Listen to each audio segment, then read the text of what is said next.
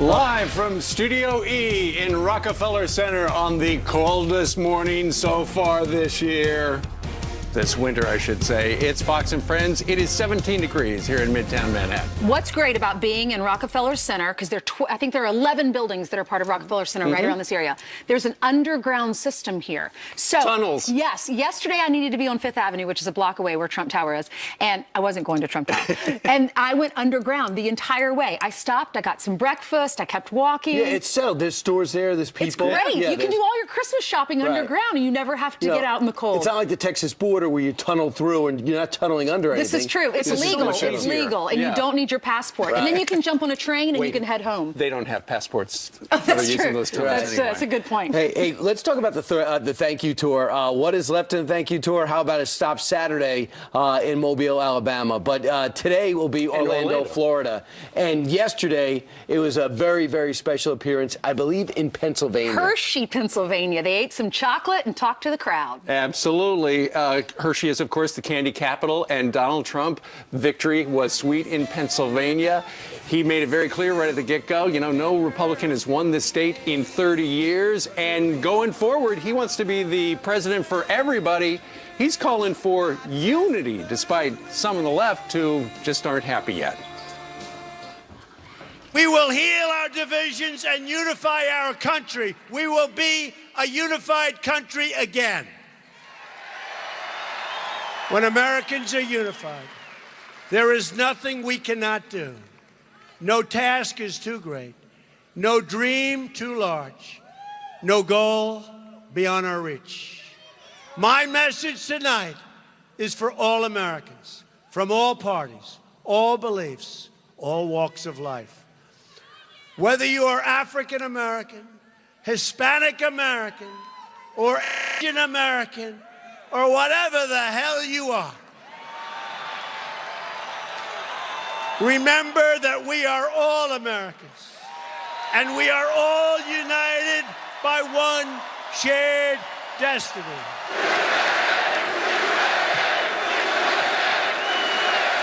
So I'm asking everyone to join this incredible movement.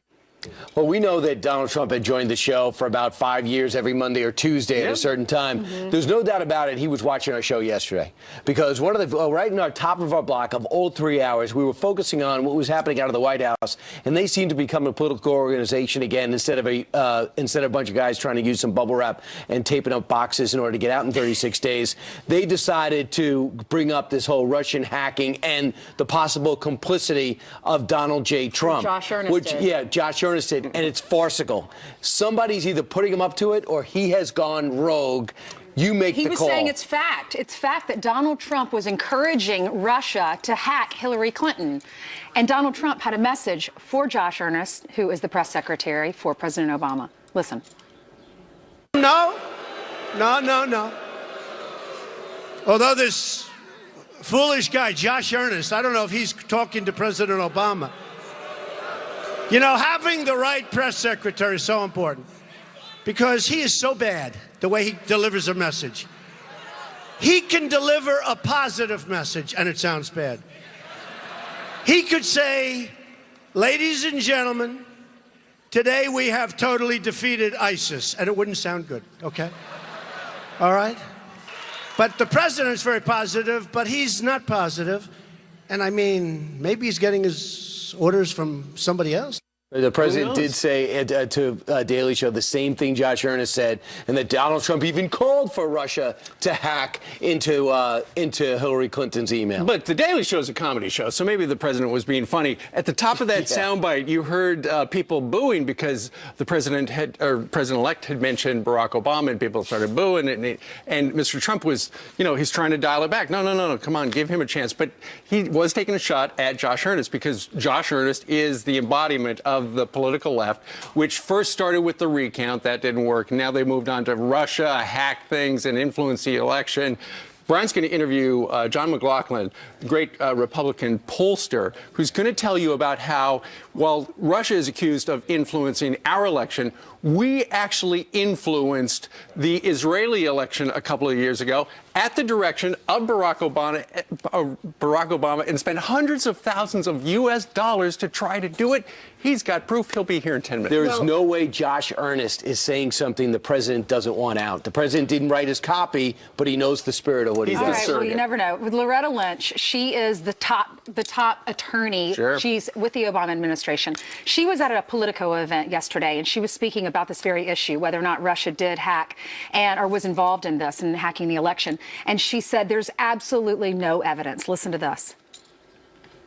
Fortunately, we didn't see the sort of technical interference that I know people had concerns about also in terms of voting machines and the like. But a lot of education went on about that, a lot of training went on about that, and a significant number of states did reach out to DHS and talk with them about those issues. She said over the summer that they learned about some of these allegations. Sure. They researched it. They looked into it. Department of Homeland Security reached out to every single state in the United States to make sure this wasn't going to happen during the election. Right. The technical issues. And she's not the only one, Ainsley. Jay Johnson, there's a video circulating this week where he sat down for an hour with the Washington Post's David Ignatius, and he was asked, is there any evidence? And he said, Jay Johnson, who heads up the Department of Homeland Security, no evidence that hacking altered our election.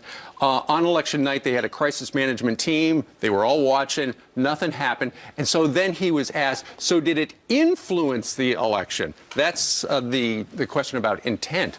And he said, there is no evidence. He's a lawyer. He has to say stuff that is provable. He said there is nothing to prove the Russians did it. And that actually, Brian, follows up on what Julian Assange told Sean Hannity. Yeah, quick thing. This whole thing started, the Russians started trying to penetrate through, we went over yesterday in September 2015. David Sanger wrote this extensive story in the New York Times, the whole genesis of timeline, how it happened.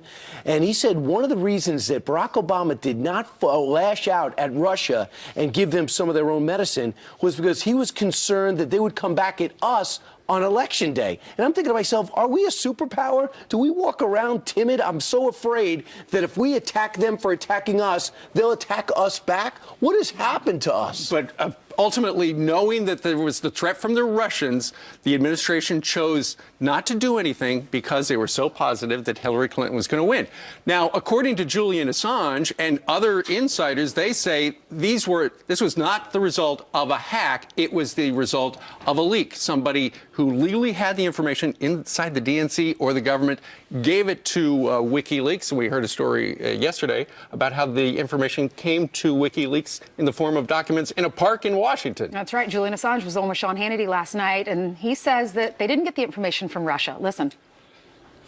Our source is not the Russian government. So in other words, let me be clear. Russia did not give you the Podesta documents or anything from the DNC. That's correct. Can you confirm whether or not you have information involving hacked info from the RNC? We received about 3 pages of information to do with the RNC and Trump, but it was already public.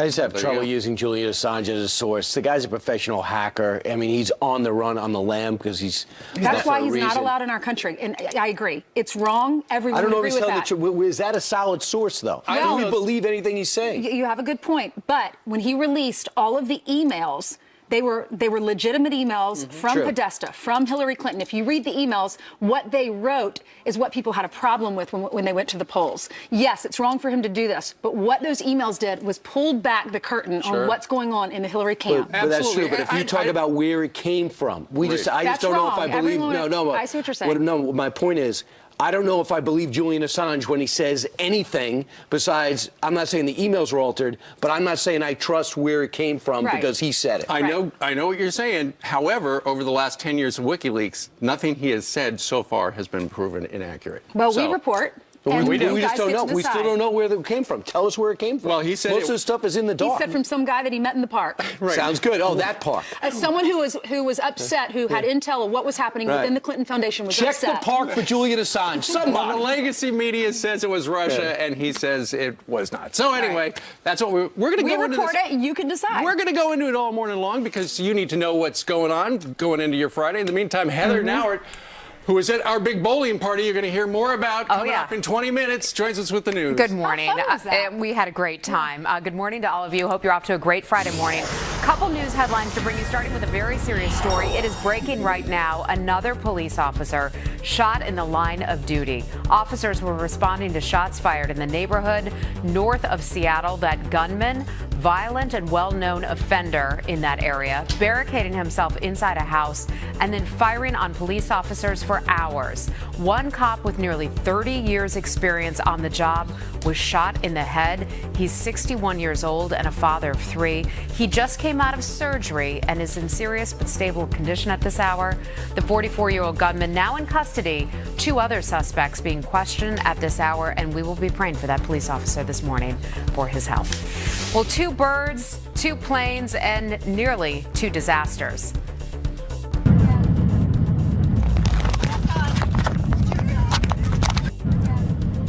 An Allegiant flight out of Chicago packed with more than 160 people hitting a bird, and that sent sparks flying. That pilot landed safely, taking off for Florida in another plane.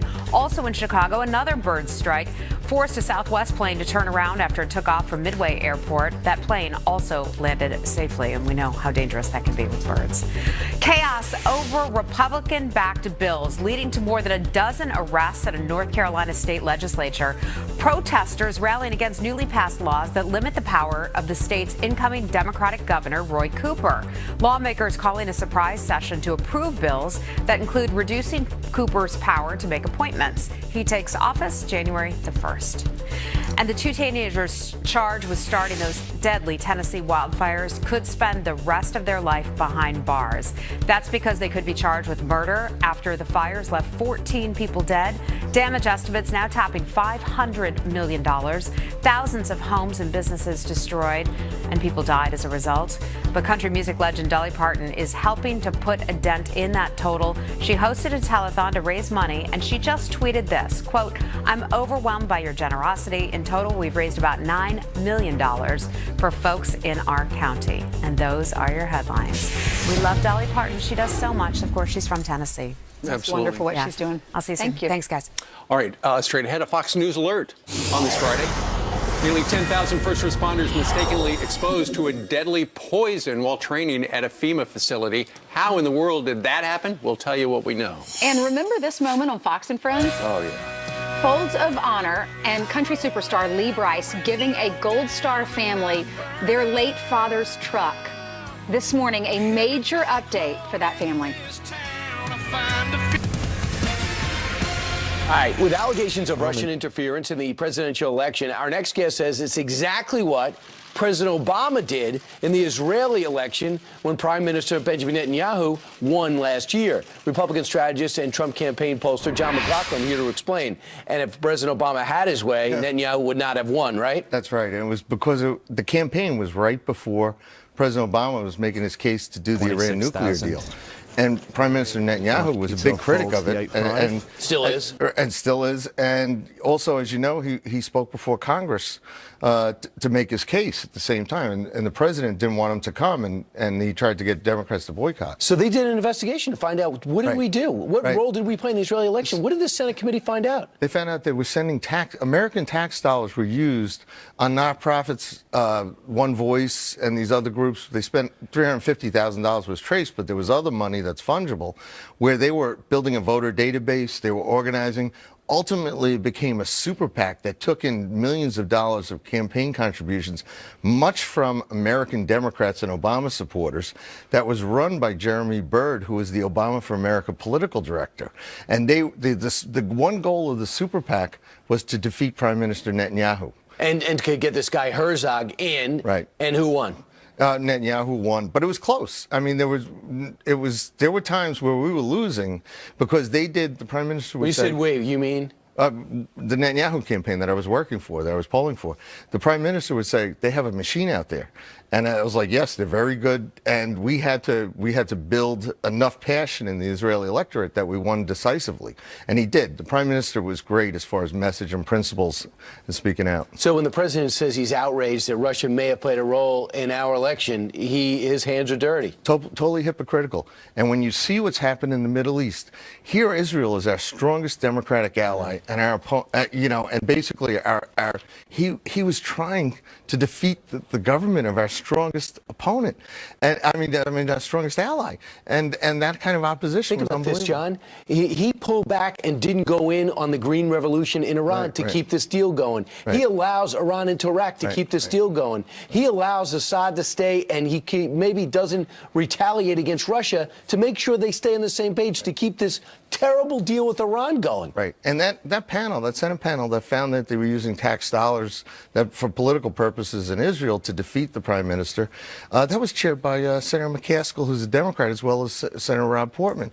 So it didn't get much play here at all in the American press, but it's a real hypocritical position to this. And the interesting part is, to make sure that Prime Minister Netanyahu won, we used certain tactics to make sure we could beat what the Obama tactics were, brought the same thing over here to help Donald Trump him win in this election. Well, his team lost this election, and they lost the Israeli election, and now we find out they played a role. Great to see you, John. Thank you. All right, coming up straight ahead, the president says Obamacare is still the best option. When you actually try to do it, he may discover that the system that we put in place is the best one that we can design. All right, so is the president right, or is there a better option out there? And what happened at Fox & Friends Christmas party? What's the true story? We bring you behind the scenes. Eventually, Steve turns around. Fox News Alert, consumer headlines right now. If you're supposed to be one of 1,800 flights grounded in the Midwest today because of snow, there's a silver lining.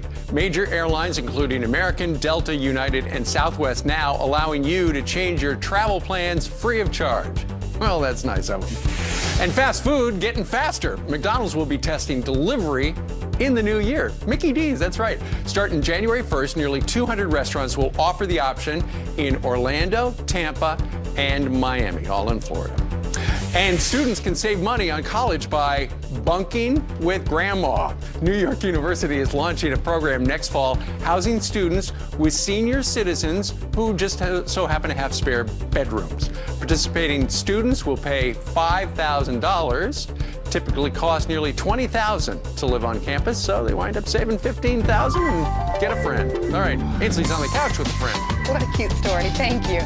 Well, if your doctor seems happier these days, there's a good reason. A new path to health care is on the horizon, and our next guest says it involves doing away with much of Obamacare. Fox News Medical A-Team's Dr. Mark Siegel joins us now to explain. Good morning, Dr. Siegel. Great to see you. Great to see you, too. All right, so you wrote an article in the Wall Street Journal talking about what needs to happen, what needs to improve with Obamacare. What's wrong with Obamacare? Let's go through what you talk about in the article. The first thing you say is hidden deductibles. What do you mean? Well, because patients come to the office, Ainsley, and they have very high expectations. They're paying this high premium. We've been hearing about all premiums going up, and they think everything's going to be paid for. But then they may find out that their blood tests or their EKG is not actually covered, and the deductible kicks in, and they didn't know about it, or they didn't hear about it properly. So that's the first problem. All right. What about your next one problem you say is narrow networks? What does that mean? Well, and then there again, this is not very doctor friendly. I'm there as a gatekeeper, and I'm trying to send my patient to the top orthopedist or to the top cardiologist, and I find out the person I usually use isn't in the Obamacare network. So I'm struggling with a list, and on it are names I've never seen. That can't work. It spends way too much time. Instead of talking about the medical problems, I'm worried about where to send the patient for referrals. All right. You talk about high expectations and high premiums. What do you mean? Well, again, the high premiums make people think that everything's going to be covered. Comprehensive, you know, bells and whistles. President Obama says it's all going to be covered going in.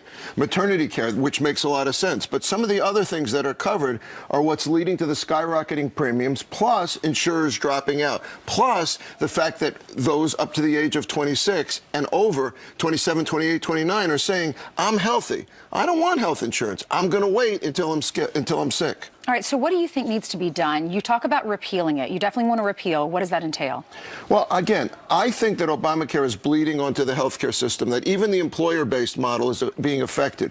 I think we have to scale back this insurance that's very low quality but very high expectation. It's got to be replaced with the following thing: catastrophic style insurance, insurance with high deductibles, but where you don't pay a high premium. And then if you have a pre-existing condition and you're really sick, you're in a high-risk pool, which is government government subsidized. You know that right now there's $40 billion in government subsidies for Obamacare to cover those 20 million? The exchanges are not working. Almost the entire exchange is one big subsidy. Let's change the subsidies to cover those who are really ill. Health savings accounts. I want all premiums to be tax deductible, all premiums. I want the health savings account, as President-elect Trump says, to be expanded. Let them be something you can take from year to year, from patient to patient. Someone else in your family could use it, Ainsley. If you're not using it, your brother, your sister, your child, your husband can use it. If you, God forbid, you pass away, the next generation gets your health savings account. You build it up over a lifetime. And transparency of prices, where I tell my patients, hey, here's what that MRI costs. You're paying for it out of pocket. Here's the best place to go in town to get the cheapest bang for the buck. We don't know what we're paying for. Insurance hides it. We don't know what the cost is. Lastly, you talk about keeping costs under control with less government regulation. It's all about government regulation, excess government regulation. We're not allowed to have ambulatory surgical centers except right by hospitals. There's a million regulations with Obamacare. Scale them back. Let the states be much more involved. Medicaid should be state-run, and Obamacare restrictions and regulations are what's driving up costs. I want to get back to the day when it was the doctor and the patient. Patient sat in front of you. Doctor said, here's what you do. Patient and doctor conversation. Get the insurance company out of the room and the government out of the room. I think most of our viewers would agree with you. Thank you, Dr. Siegel. Great to see you. Still ahead, as the country mourns actor Alan Thicke, one celebrity is now under fire for suggesting that he died to avoid the Trump administration. And guess what? No one's laughing. And remember this moment on Fox and Friends, Folds of Honor, and country music star Lee Brice. Our time with Ginger goes way back. You can take it back 9 years, and when we were just starting Folds of Honor. And I think, like everybody, when you're starting something, it's not going to go exceedingly well. And I got a call from Mike LaForte, who was actually the instructor pilot, taught me to fly the F-16, and he informed me of Troy's ultimate sacrifice in Iraq, and said he had 5 kids, and Folds of Honor has got to help these kids. So this connection to Troy and his passing goes so far back, and so many lives have been changed as a result. But certainly Ginger's perspective on Troy finally coming home is such a blessing. Yeah, and Ginger, this has been a long road for you. This will be the 3rd funeral you've had for your husband, right? It is. It's true. It's sort of unimaginable to take your children back to Arlington National Cemetery 3 times to bury their father, but this time there's a lot more closure to it. Surely. Ginger, explain why there were 2 funerals before this one.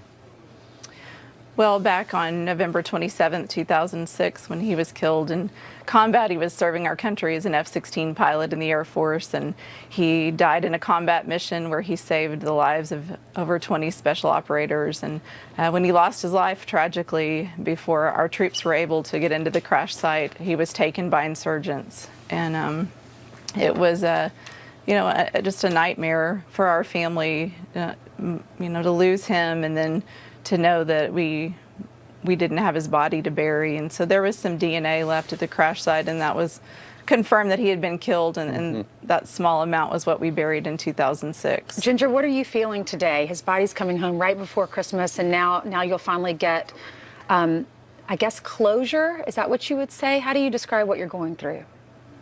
Well, in 2013, when we got word that some small remains of his toes were recovered, and they did a lot of searching for him at that point, and turned up with nothing. And we had a second burial 7 years after the day that he died, and so in that time, though, I really feel like the Lord gave me a peace that we buried the top of his head and the tip of his toes, and God had everything in between, and we just had to trust him. And so we just had to wait, and we waited and prayed, and now, 3 years after that, 10 years after his crash, ultimately a hero is returning home. So Dan, for Folds of Honor, what role have you played? Freedom isn't free. And what we do is provide education for spouses and children who've had someone killed or disabled defending our freedoms. And Trojan left behind 5 children. I have 5 myself, and that's the worst nightmare. And for Folds of Honor to step in and send all 5 of his children to a small private school, Christian school in San Antonio, Texas, I can't think of any other way to better honor That doesn't happen his for a single sacrifice. mom.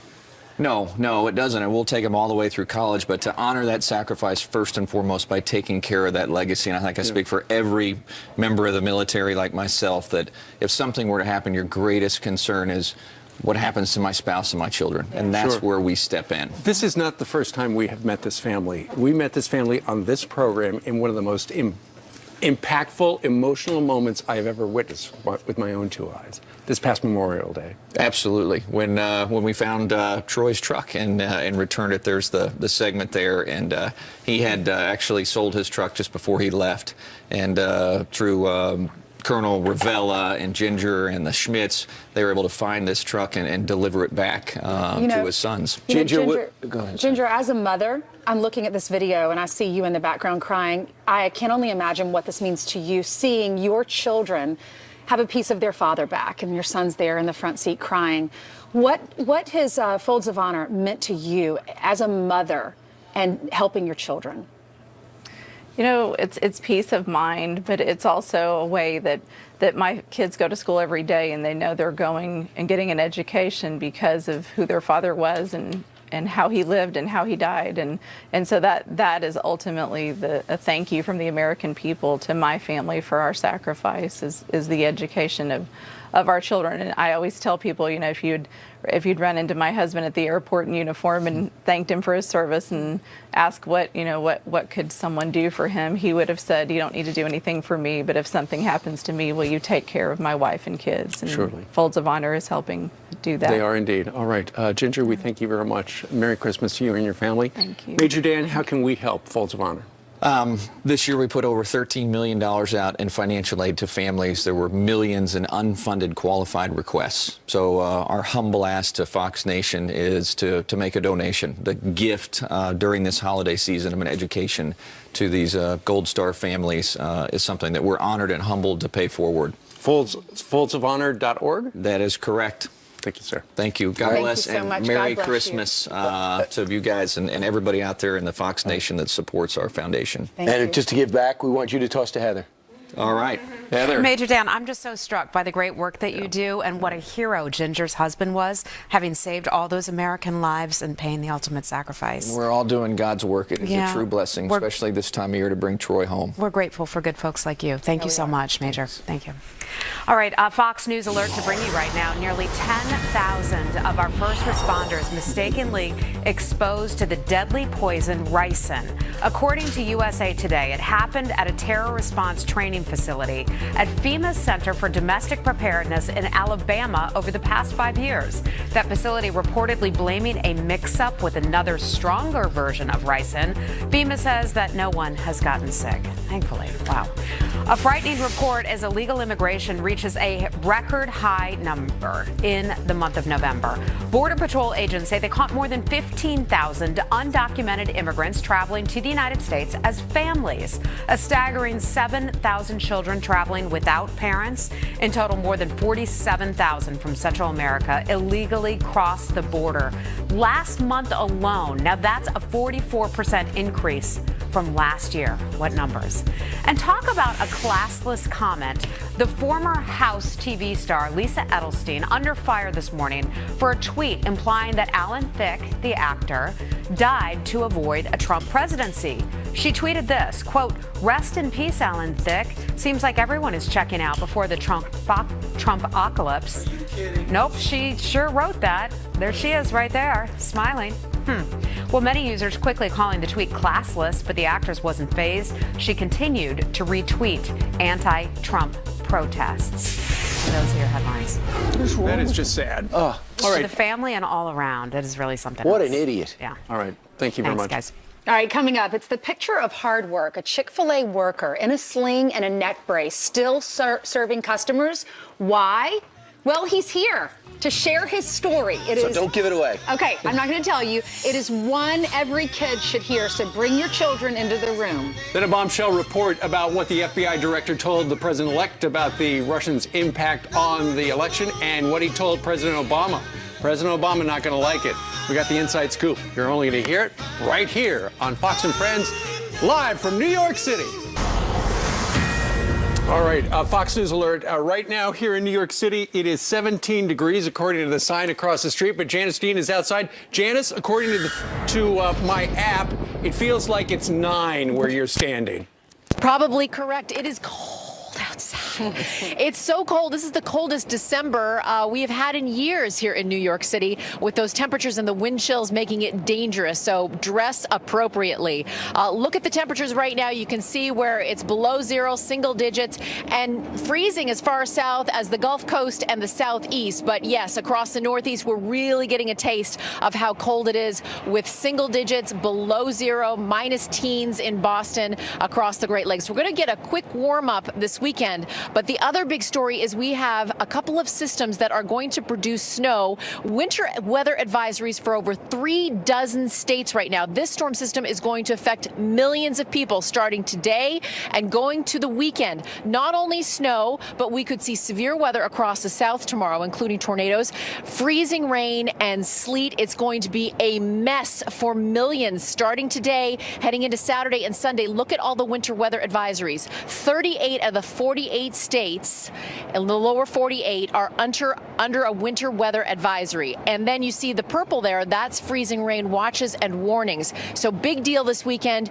If you're traveling, you must check ahead because we're going to have some big cancellations and big delays. And there are the snowfall totals, 3 to 6 inches of snow easily across the northern plains, upper Midwest, and getting into the Northeast. And I just want to tell you guys, the last couple of days I was out, guess what I was doing?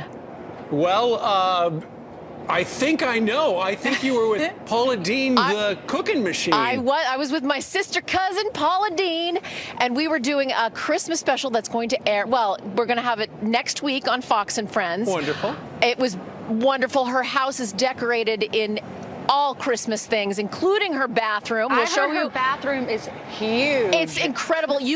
She has a Christmas tree and a fireplace and in her bathroom. Sofas? And two sofas. And the hospitality, she's just a wonderful woman. Her whole family was there. I got to meet her brother, or rather her son, Jimmy, and Bobby Dean. They were there, and we made a beautiful cake. Jamie. That's right. That's right. Jamie.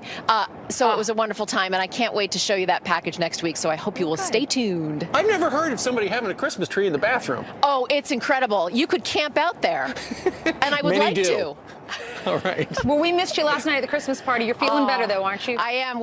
Not only that, but a 24-hour bug, but I'm ready to go. All right, good deal. She had the flu vortex. All right, Janice Dean, thank you very much. Thank you, Janice. Meanwhile, straight ahead, the Hollywood elite now going after the Electoral College in their quest to deny President-elect Donald Trump a trip to the White House. You and just 36 other conscientious Republican electors can make a difference by voting your conscience on December 19th. In the next hour, you're going to meet one elector who says he is not backing down. And it's a picture of hard work. This teenager. You're going to love this story. This, ladies and gentlemen, look at your TV. That is what hard work looks like. A Chick-fil-A employee pictured in a sling and a neck brace, still ringing up customers despite being injured in a car crash. The Indiana native, 18 years old, that picture gone viral, and for good reason. Jakeem Tyler joins us now with his incredible story. Good morning, Jakeem. Thank you for joining us. Good morning.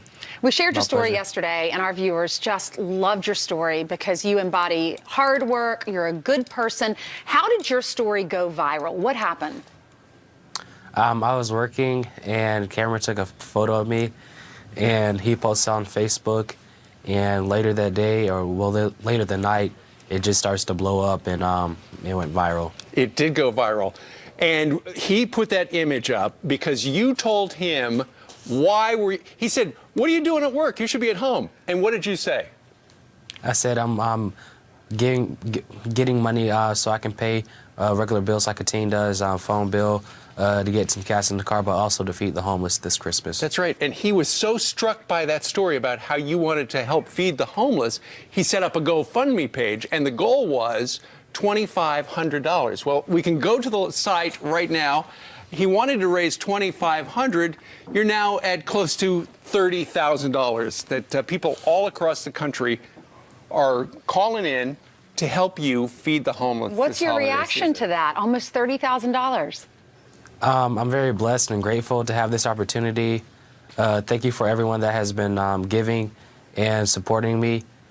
And it's very just mind-blowing, and I'm truly grateful for it. You know, you were involved in this car accident. The other person hit your car that you were riding in. I know you said you just wanted to go to work to make some money and to help feed the homeless. Where does that sense of responsibility come from, the good work ethic, Hakeem? It came from my parents. When I was around 7 years old, they always just made sure I was staying on top of myself. And after church on Sundays, we would go downtown to feed the homeless. And it just happened there with my parents. Well, I know your parents are so proud of you. What is your message to other teenagers that are watching you this morning? Just to always be a blessing to someone. And we all go through different battles. So lean on one another and have compassion for one another. That's great. Now, you're in high school, and I know you've got an eye on the future. What would you like to do later on in life? I would like to be an evangelist and travel around the world spreading my faith and the gospel. And also I want to work with young teens with leadership. Well, fantastic. I think through the magic of television right now, there are millions of people who are watching your message, and they're all going, I like that kid. He's a great example. What are you going to do with the money? I know you said you're going to help other people, but are you going to do like half to the homeless and half to college, or what do you think? All the money right now is going to the homeless. I'm going to be buying food, clothing, and visit them throughout multiple times continuously throughout the years to help them and feed them. All right. Well, you're going to continue to be blessed, because when you bless other people, God blesses you. That's right. And I was looking at the GoFundMe page, and most of these contributions are $5, $25. People all across the country are touched by it. If folks would like to go to Jakeem Anderson Tyler's GoFundMe page, which he did not set up. Somebody who just walked into Chick-fil-A set it up. If you'd like to go to his GoFundMe page, go to foxandfriends.com, because we've got a link. All right. Jakeem, Merry Christmas. Thank you very much. Merry Christmas, Jakeem. Merry Christmas. Not only do we Have a like blessed you, day. this guy loves some Chick-fil-A. I'm a big fan. There's one across the street. All right. Great. Merry Christmas. Thank you. Merry Christmas. Merry Christmas. Thank you. great. Coming up, he's awesome. Coming up, she's officially a Fox and Friends weekend co-host, but before she takes the Curvy Couch by storm, Abby Huntsman is overcoming her fear of heights.